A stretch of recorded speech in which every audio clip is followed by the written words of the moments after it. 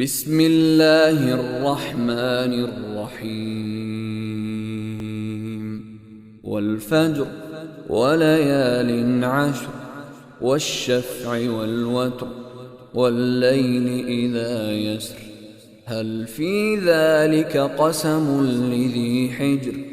ألم تر كيف فعل ربك بعاد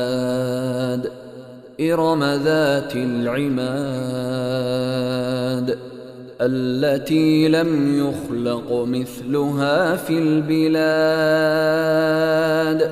وثمود الذين جابوا الصخر بالواد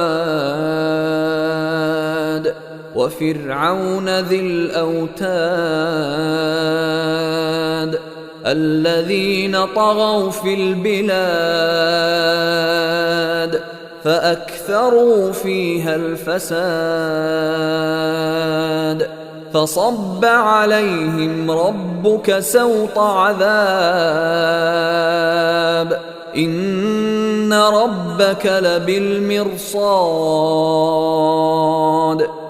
فأما الإنسان إذا ما ابتلاه ربه فأكرمه ونعمه فيقول ربي